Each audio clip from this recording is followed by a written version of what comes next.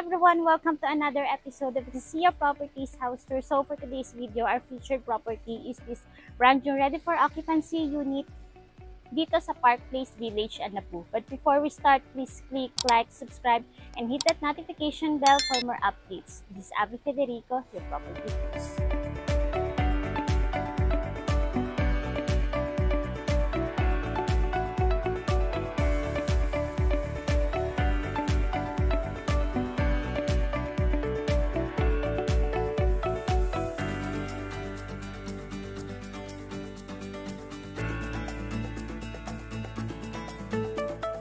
For this unit, yung total lot area is 330 square meters and then yung floor area is 407 square meters. Yung frontage ng unit is roughly 22 meters wide and yung orientation nito is facing west, tara sa loob. Ito yung ating pedestrian gate. Pero dun sa area na yun yung ating vehicular gate which is meron tayong provision for 2 cars. Dito tayo. Dito muna tayo sa special features ng unit na to, which is ito, meron tayong swimming pool. Ayan. Diba? Dito na agad tayo sa exciting part.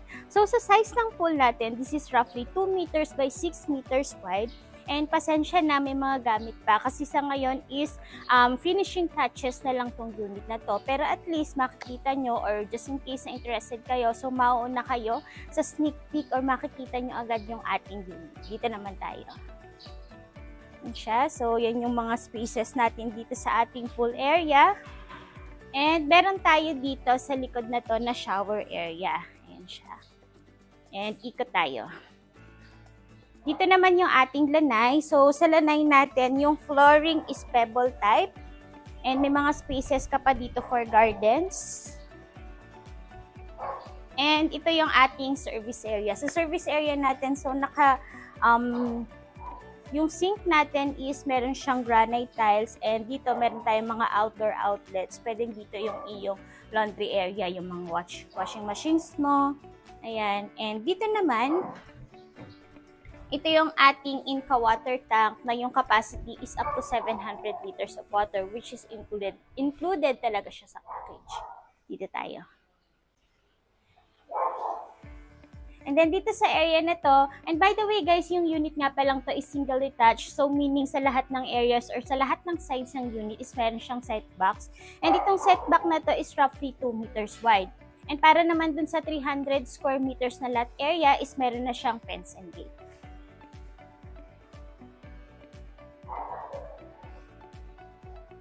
So ito yung ating carport area. Yan, halos covered yung half ng ating carport area. And yung tiles na ginamit dito is pebble type siya. And ang maganda dito is ito, meron tayo ditong driver's quarter. Ayan, for driver's quarter, meron tayo ditong hanging cabinets. And kahit na single size bed, may space ka pa din and pwede din namang bunk bed yung ilagay mo dito sa iyong driver's quarter. May provision din naman ito for window type aircon. Plus itong room na to is meron tong sariling toilet and bath. Ayan siya. So diba driver's quarter siya pero may sariling toilet and bath. And kung mapapansin nyo, yung fixtures na ginamit dito sa toilet and bath na to is high quality.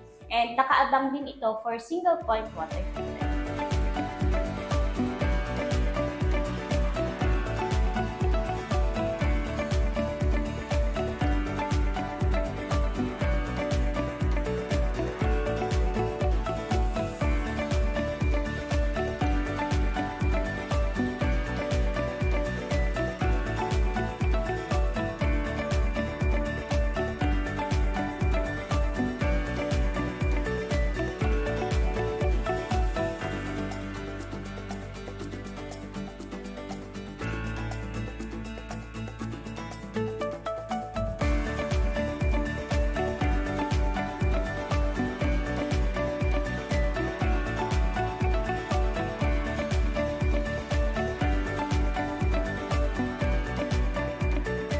By the way guys, nakaabang na yung mga box dito just in case na magpapakabit ka na inyong cable and internet connection. So bago tayo pumasok sa loob, so ipapakita ko lang yung facade ng unit natin. Diba ang aliwala? So yung color niya is brown, tapos blue. Ayan siya. And kung gusto niyo siyang makita in person, so invite namin kayo for viewing. Tara sa loob. Ayan, so yung door na ginamit dito is solid wood and meron tayo dito digital lock set. Yan na, naka-digital lock set na tayo dito. And sa likod ng pinto natin, o diba, ginagawa pa. Meron tayo ditong circuit breaker, ayan siya. And meron tayo ditong mga Oni windows, ayan. Mga windows tayo dito sa corner, ayan siya. So maganda tong unit na to kasi yan maraming bintana, so well lit yung ating unit. And dito, ito yung magsaserve as your receiving or living area. Tingnan muna natin yung ating ceiling. Kita mo yung ceiling natin, yan may design siya. And para sa living area natin is naka-provision ito for split type aircons. Dito tayo. Ito naman yung ating space na pwede mo as your dining area. So, dito sa dining area, kaya dito kahit 8-seater dining set. Ayan. And ito yung ating sliding door going to our lanay. Diba? Ito yung mga high quality sliding doors natin and meron tayo ditong screens. And siya. And para magkaroon kayo ng idea kung paano dito or kung anong itsura dito sa lanay. So, ito yung ating lanay. Napakita ko naman sa naunang part ng video. And dito yung ating swimming pool. Yan, yung ating special feature sa unit na to. Dito tayo sa kitchen.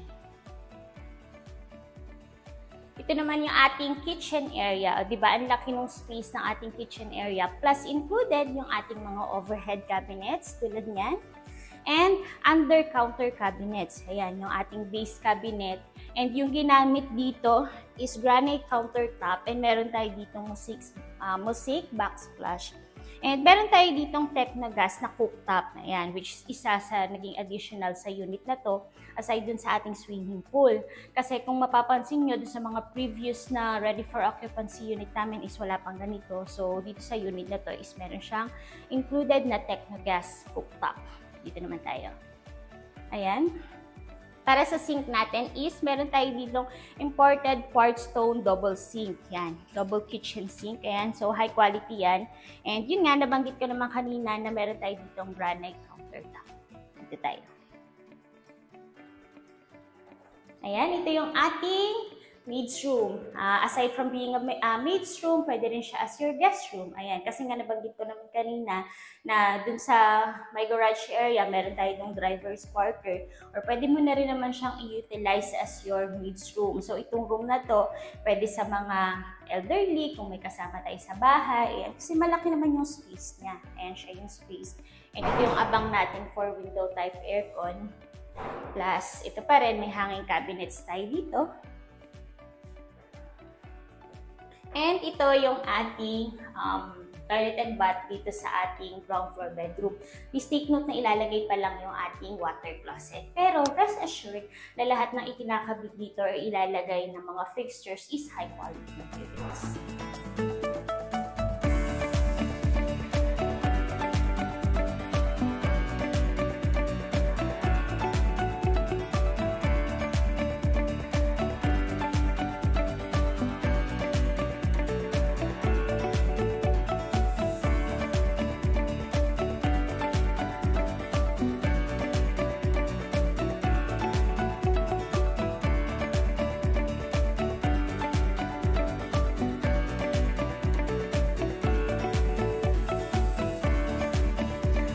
Natin sa bedroom na to dito sa ground floor. So dito ipakita ko lang ulit sa kitchen kasi hindi ko napakita sa naunang part. So yan, may spaces pa tayo dito para sa mga cabinets. Pasensya na po, may mga gamit pa.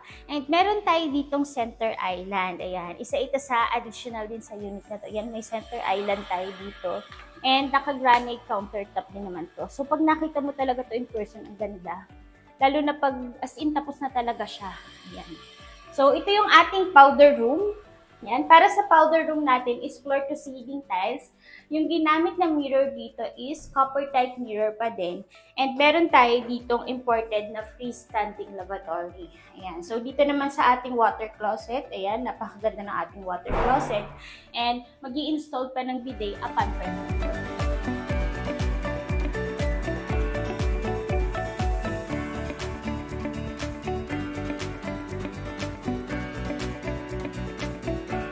Before tayo mag-proceed proceed sa ating second floor. So, i-review ko lang kung unit na to. Yung total lot area is 330 square meters. Yung floor area is 407 square meters. So, meron siyang 2 carports, merong driver's quarter. Meron tayong swimming pool, living area, so dining, kitchen area, and bedroom number 1 at itong ating powder room. So, bago naman tayo umakyat sa second floor, so huwag niyong kakalimutang mag-like and subscribe para lagi kang updated sa mga ready for occupancy units na i-offer namin. Tara, second floor.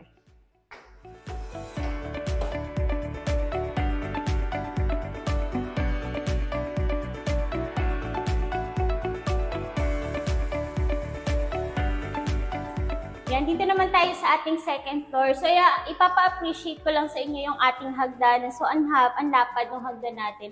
And ang ganda ng spacing. And yung ginamit na wood dito is a pitong wood. Ayan siya, isa yun sa magandang klase ng wood. And dito sa side ng ating stairs, so naka-double height ceiling tayo dito. And as well as meron tayong mga bintana. Ayan, para directly pumapasok yung ating natural sunlight. So, dito muna tayo sa room na to. Ayan. Ito yung ating master's bedroom. Ayan siya. O, di ba ang laki? Laki na master's natin. Ayan. And ang ganda ng tiles na ginamit dito.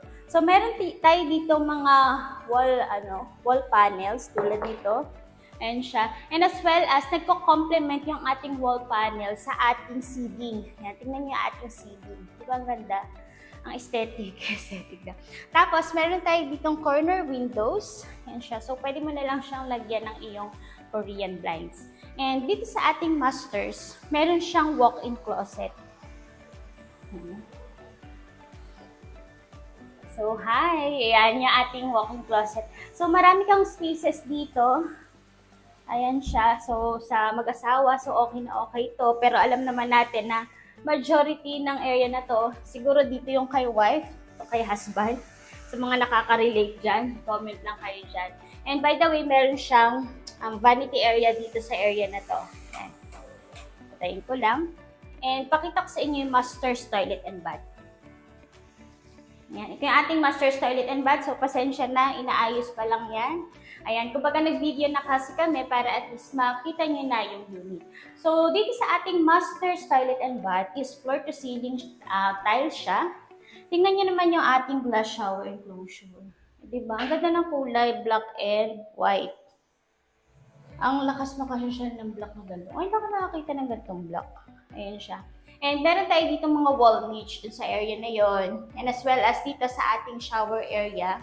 Yung ating shower area or shower is naka-rain shower tayo dito with handheld and yung color niya is color black. Yun. And meron pa rin tayo dito na mirror and yung ating lavatory at yung ating water closet. Dito sa master's bedroom natin, meron siyang balcony na yung access is dito nga sa ating master's. And yung overview mo or yung view mo is itong ating swimming pool.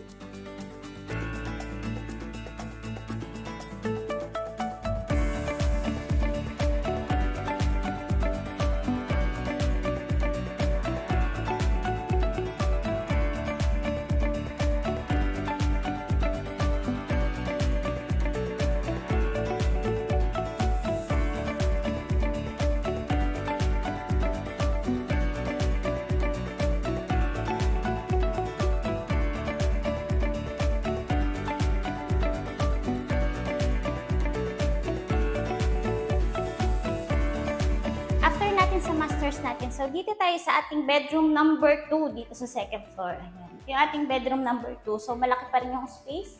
Nakaabang siya for window type aircon. By the way, guys, yung sa ating masters, nakaabang iyon for split type aircon. Same with our living area. Tingnan nyo yung ating toilet and bath dito. Ayan. Ito yung ating toilet and bath. So, floor to ceiling tiles pa rin. May mga pin lights tayo dyan. Yung mirror natin. Yung ating water closet. At yung ating glass shower enclosure na black. Di ba ang ganda ng kulay? Yan siya. So, mga nakaabang yung ating mga common toilet and bath sa single point water heater. And for our masters is nakaabang yung for double point water heater. Puntahan natin yung iba nating bedrooms.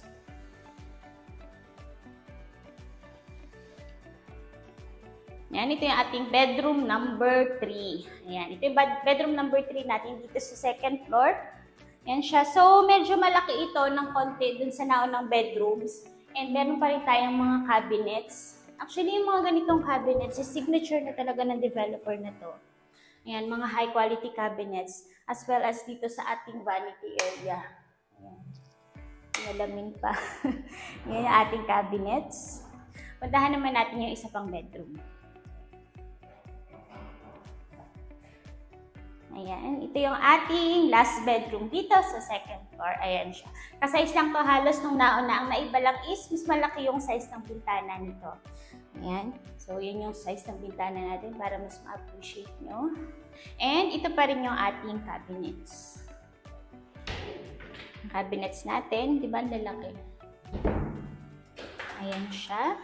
And para sa last part ng ating video is itong ating common toilet and bath nung ating dalawang bedrooms. Ayan. Ito yung ating common toilet and bath. So same size and same fixtures nung naunang toilet and bath na ipinakita ko kayo.